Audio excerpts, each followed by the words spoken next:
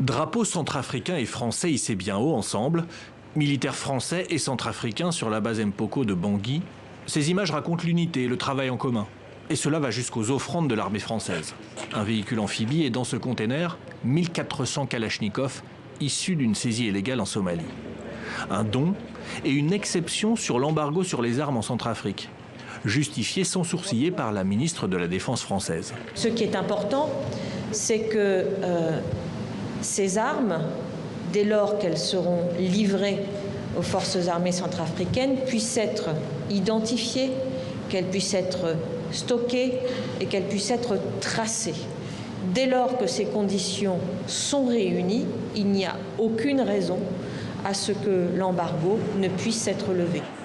Le président Touadéra a reçu Florence Parly et les caméras étaient les bienvenues.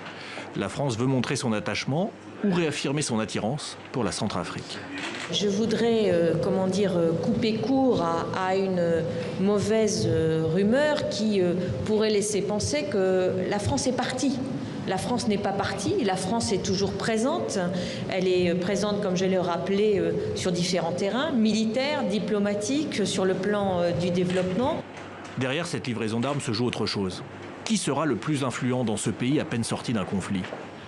Les forces armées de Centrafrique, depuis un an, sont formées par des militaires russes. La Russie a déjà livré des armes en début d'année et elle s'intéresse de plus en plus près, comme d'autres avant elle, aux richesses naturelles. Les Russes restent discrets, quoique très bien implantés. Ici, ce sont bien des soldats russes qui protègent le président Touadéra. Ils ont été accueillis avec bienveillance. Chaque pays qui nous aide, comme la Russie, c'est une bénédiction. Et je fais partie de ceux qui demandent même aux autres pays membres permanents, le pays membre permanent du Conseil de sécurité des Nations Unies, de faire comme la Russie, d'aider l'armée centrafricaine, de continuer à envoyer des instructeurs, former l'armée centrafricaine. 300 à 400 Russes seraient aujourd'hui chargés de former les militaires ou bien d'intégrer économiquement cet ancien précaré français, bien au-delà donc du volet sécuritaire.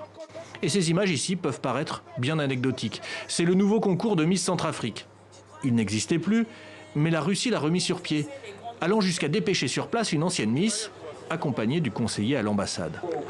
C'est un bel exemple de soft power, une manière de s'impliquer en douceur dans ce pays pour s'y faire bien voir et peu à peu s'y rendre indispensable.